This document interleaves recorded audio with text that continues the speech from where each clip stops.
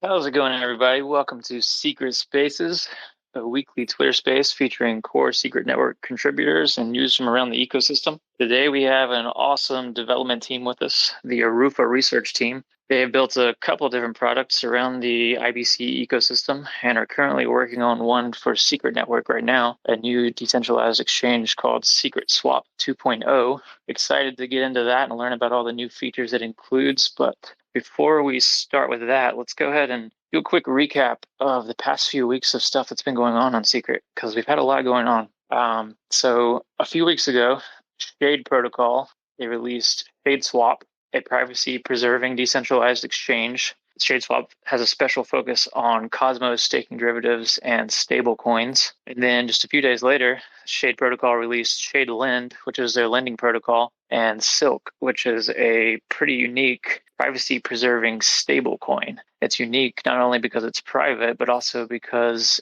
it's not pegged to just one currency like most typical stablecoins you think of. You think it's pegged to the US dollar or something like that. Silk is actually pegged to a basket of global currencies. So you can think of it more as a stable store of value. So those three product launches happened a few weeks ago. And then this past week on Friday, Blizzard Finance launched, which is another new decentralized exchange built on Secret. And Blizzard is a balancer-like DEX that also features curve-like stable pools. They have a couple of different things that aren't featured by Shade, like Ethereum and Bitcoin pools. And they also have a token called Snow. And I believe eventually they're going to add some aggregator type features where it'll help you find the best possible swap across all dexes on Secret. That's not live quite yet, but I believe that's supposed to be going live soon. And then in addition to those new dApps that have launched, we also have the Secret Surge campaign going on right now. That started a couple weeks ago. And Secret Surge it's meant to help grow these new DeFi products that are coming out on Secret. It's a 6-month long DeFi incentive program. The basic idea is you provide liquidity on these new decentralized exchanges, and in return, you get boosted rewards. So on top of the typical liquidity provider rewards that you would get, you also get additional Secret and additional tokens from the DEX. So with Shade, you get the Shade token. With Blizzard, you get the Snow token. So all that has been going on in the past few weeks. And now, here today, we have the SecretSwap 2.0 team who will also be participating in Secret Surge. So there's been all kinds of DeFi launches over the past few weeks, huge explosion of private DeFi growth in the ecosystem, and excited to get into the SecretSwap 2.0, learn more about that. Let's go ahead and get started by introducing our guest. We have with us today Udit. You want to introduce yourself? Hi guys, hi everyone. I am Udit from Arufa Research. I am one of the core developers and we are working on SecretSwap 2.0, which is currently live on testnet. And alongside that, there's also a revised version of StakeEasy, which is also live on testnet. And we'll soon be first making StakeEasy live on mainnet. And a few days later, the SecretSwap 2.0 will also come to mainnet. Awesome. All right. So Arufa Research, it's a development team. You want to just tell us a little bit about maybe how you got started developing in the Cosmos ecosystem and what you've built so far? Definitely. So my journey started back in January 21 when I was working in a trading firm building C++ infra. My co-founder was already working working in a company where he was building some tooling for Algorand blockchain, which was quite similar to how Hardhat and Truffle are built on Ethereum, which makes it quite simple to develop smart contracts on a chain. So he had that experience, and I got interested into how cryptocurrency and blockchain works. So I discussed how the development thing in blockchain side is. So over time, around I think in April, we started to discuss ideas on what could be done and what's the missing blocks that we can fill and with our understanding. And we came up with the solution that okay, there is. So Amit found out about Secret Network because his teammates were already working in Cosmos. He introduced me to it. So I saw the idea. I found it really interesting that no other network is doing private smart contracts. And this is something new and that can actually add a lot of value to the end user. So I saw what the landscape for smart contract was. I understood. So that was my first encounter with Rust. I understood I tried to understand Cosmosm. It was a bit daunting at the first, but then it started to make a lot of sense for me. So over time, we saw that okay, there definitely is a need for a similar tooling here, and a lot of things which can be made specific to this in terms of tooling that we can apply. So we started work on that. We got in contact with Secret Labs team. We got a grant to work on it, and we delivered the first three milestone, I think, by December 21. So since then, also we have also made a lot of new changes to. So the framework itself was called Polar. This framework makes it quite simple to develop any kind of smart contracts, not just develop them, but deploy them to network, test them out, and possibly in future also monitor them. After that, we understood how smart contracts work and how they are implemented. We started to see how else we can add value to it, or how else we can uh, improve the utility of the whole ecosystem. At that time, I don't think there was any liquid string protocol being built in Cosmos, at least publicly. So we saw that, okay, this is something that has been really instrumental within the Ethereum ecosystem where Lido was working on it. And so it made a lot more sense for us to develop that within Cosmos because the difference is that within Cosmos, there's a huge inflation for staking, which makes it really hard for DeFi yields to compete with that. On Ethereum, you have like 3 or 4% staking interest, where like normally any, let's say, yield from a DeFi protocol, for instance, 5%, 6% would be sustainable. But within Cosmos, like even currently, it's 24% for Secret Network. So it made sense that if we do end up building a stable and a extensible liquid staking protocol that can be integrated into any DeFi protocol, that would be a lot more value to not just the end user, but for the whole DeFi ecosystem to grow. So we started work on that. We released it on mainnet on 18th March last year. And then we did the whole model where we introduced not just one staking token, but two liquid staking tokens. That we first implemented in Juno. I think that got released on August 22. After that, that same model we have applied here with the next iteration of StakeEasy 2.0. So that is already live on Secret Network testnet. You can go check it out. The links have already we have provided within our Discord community and on Twitter. So yeah, I'll later talk a bit about how that difference is and how we have implemented SecretSwap. Awesome. So Polar, a development framework that makes it a little bit easier to develop applications on Secret, and then Stake Easy, which was one of the first staking derivative protocols built for the Cosmos ecosystem. It's available on several different chains, not just Secret. So some awesome contributions to the IBC and Secret ecosystems so far. Definitely a talented team. And now you're taking on a new challenge. How did you come to be involved with SecretSwap?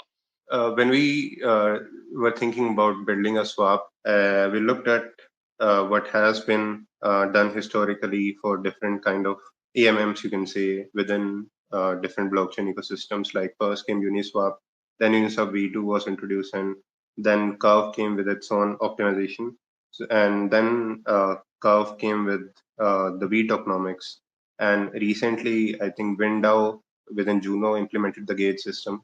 Yeah, we looked into what are the possible missing blocks that makes a DEX much more sustainable over a long time. And we saw that, okay, there's a need for a good implementation of the gate system within the secret network. So that was missing, and we saw uh, the same concept working well for Windao. And it made sense for us to release that and have that be accessible to the secret network community. And we discussed how not just in terms of the functionality it can be improved, but also from the UI perspective, from the UX perspective.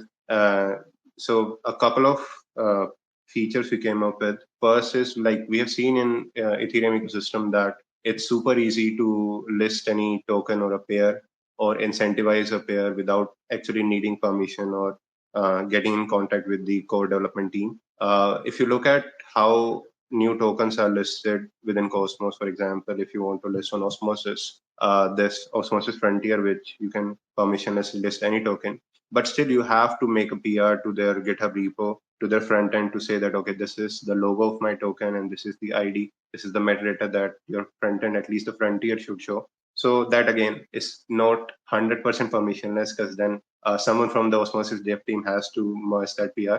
And a better solution has been implemented by a lot of exchanges in Ethereum, where like they have built these interfaces where you just, as a project, as anyone who's integrating any token can just list out this metadata through their interfaces without having to actually needing them to merge any kind of PR. And not just that, but you can also permissionlessly uh, through their interface, not requiring any CLI knowledge, not requiring any writing of scripts. You can just say that, okay, here's the pool I want to create. And for this given pool, I want to have this much incentive where I'm providing this many tokens. And you just provide that, okay, how the price of this token is going to be fetched. Is it going to fetch within the protocol's pool itself, or it's going to be some external oracle? All of those things, the whole process is quite seamless and permissionless. So that makes a lot of sense for us to develop from the UX perspective. So two core pillars that we feel are that we have highly focused on. One is the on the contract side is implementation of gauge system. Second, from the UX perspective, is the governance, the listing of new tokens and incentivizing them will be made all permissionless and seamless through our custom-made UI. And so in terms of gauges, what the benefit is that currently, if you look at how the incentivization of the native governance token works, is you have to at least put out a proposal within the community saying that, okay, this is my token and this is the pairs that I've listed. We as a project do produce value within the ecosystem, and we have ourselves provided some incentives over a long time and proven that this is some legit project and has some long-term value with it. So if you want to align the value with us, please match the incentives with the incentives we are providing. So that process takes a lot of time, takes a lot of community input, and then it goes to vote, and then voting period happens. Once it get passed, then the dev team actually updates the parameter to say that, okay, part of inflation would also go to this particular pair. In terms of when there's a gauge system, what happens is that there's no need for any kind of proposal to be created, no need for any formal discussion. Like you can definitely discuss whether this pair should be incentivized or not. But anyone who's holding the governance token, the vGauge token, can just vote.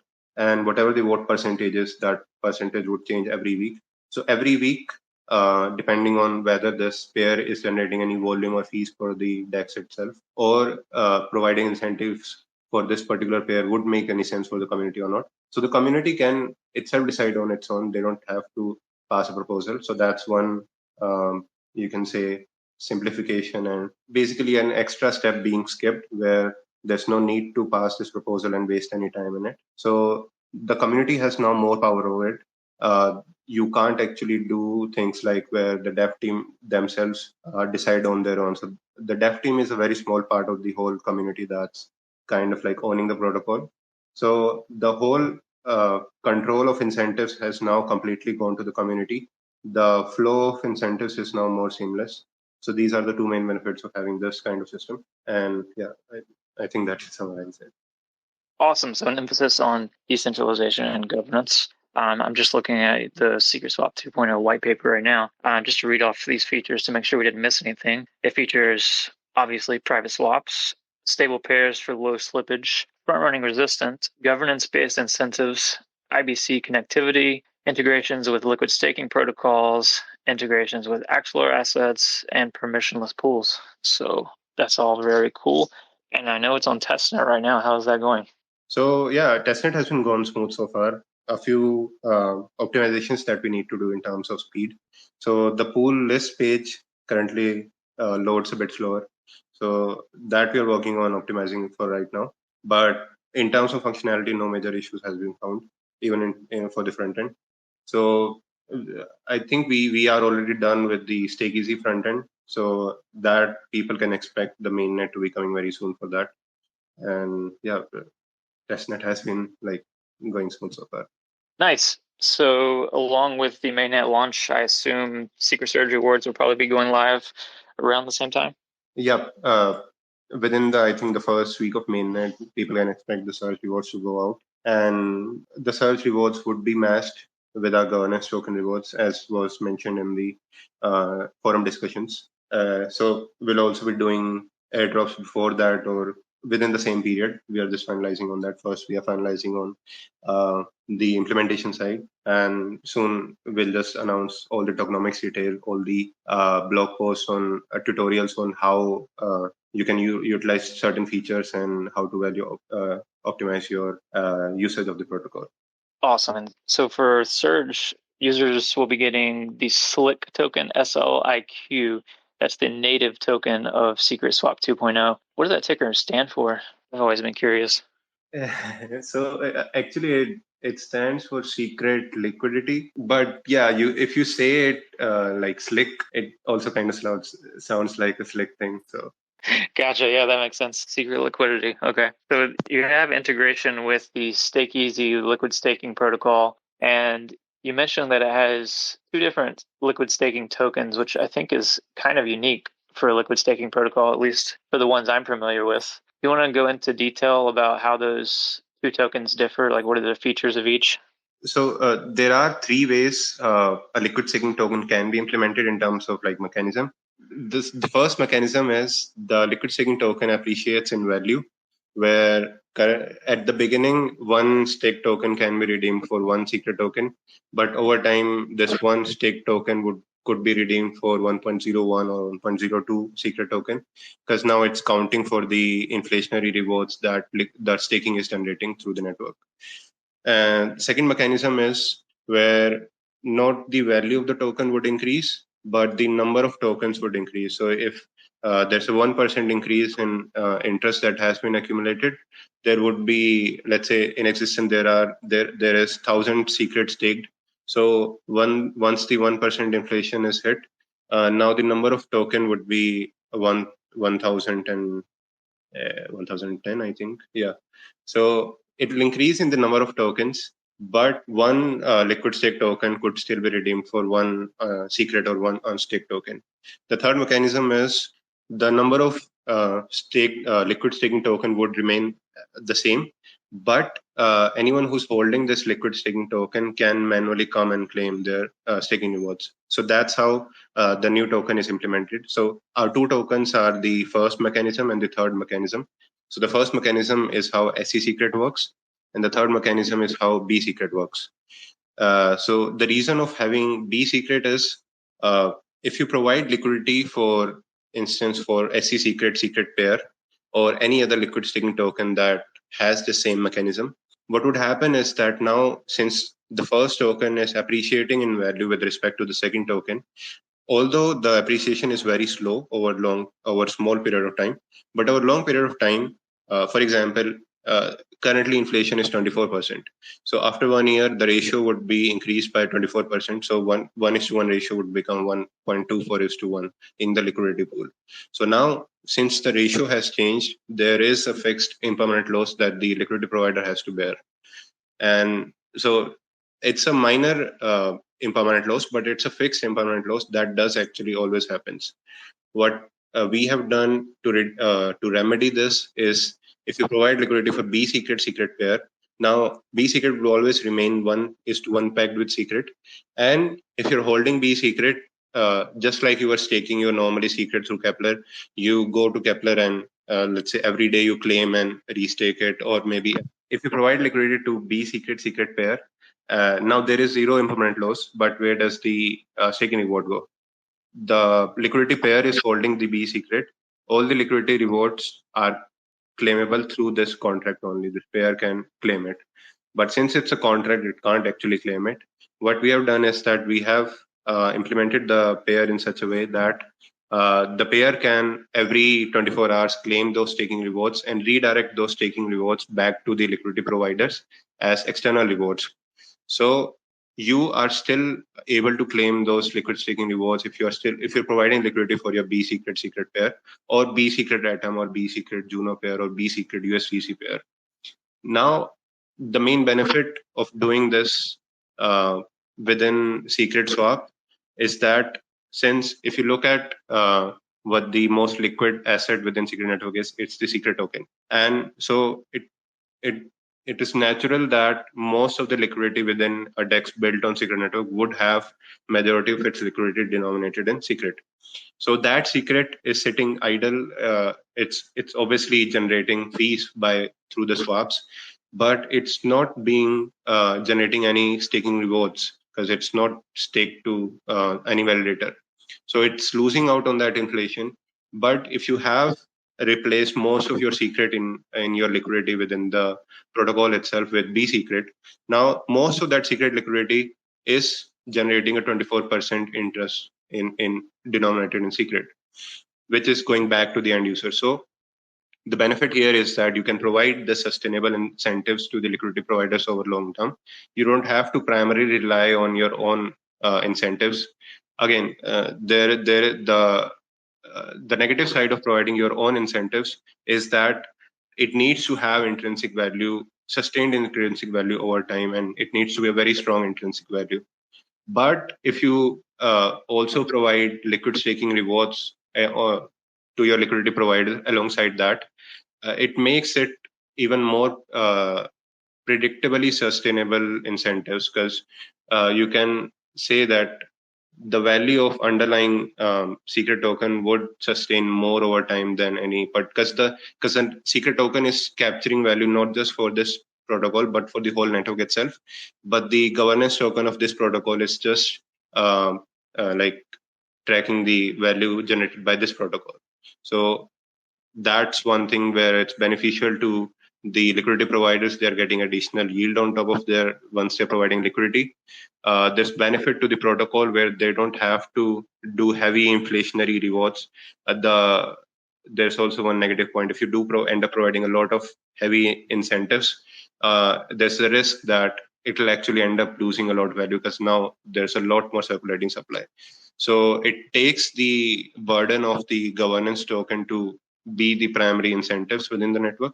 So essentially making the incentives much more sustainable over long time. So in a way, that's equally as important additional feature as the gate system.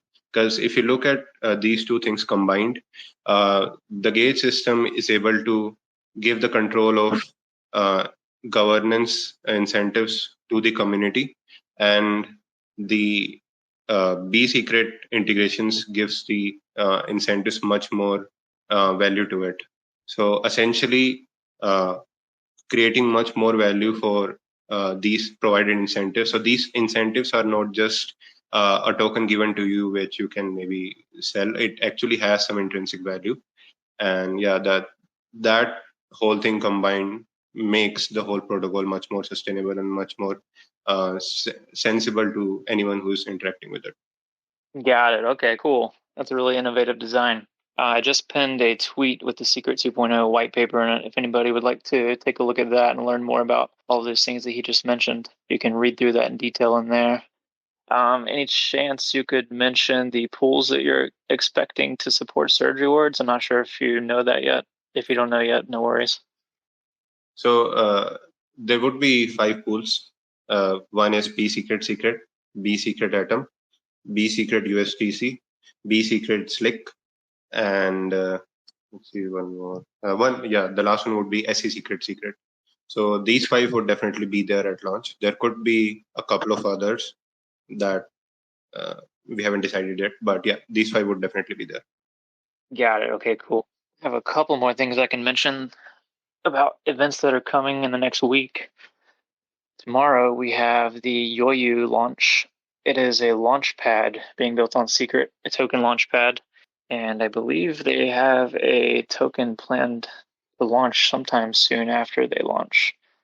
So that should be coming very soon. In addition to that, at the top of this hour, we're going to be putting out a kind of a teaser about the upcoming network upgrade. It's going to list all of the main features, and that network upgrade is going to be coming on May 16th. The on-chain proposal is live now. You can actually go ahead and vote right now. So go ahead and check that out and vote. And next Tuesday, we should be seeing a new network upgrade. If anybody else has any questions before we close out the space, feel free to go ahead and raise your hand now. Judith, thanks for being with us today, and looking forward to seeing this SecretSwap 2.0 launch. Anything else you'd like to say? Where can people follow you on social so that they can keep up with all your progress? Yeah. There is Twitter handle for SecretSwap, which I think has been mentioned in the title. There is Twitter handle for StakeEasy. There are uh, links for Telegram and Discord channels on those Twitter profiles. You can go follow us. You can, if you want to discuss anything, suggest us, or have any issue, you can come to our Discord or Telegram and let us know. Other than that, yeah, but thanks a lot for hosting us. And yeah, it was fun sharing what we are developing and looking forward to the launch. All right, thanks, man. Well, we will see everybody here next week for Secret Spaces. I believe we're going to be focusing on the network upgrade. So be here on Tuesday at 4 p.m. UTC, and you can learn all about what's included in that network upgrade. And until then, everybody have a good week and see you next time.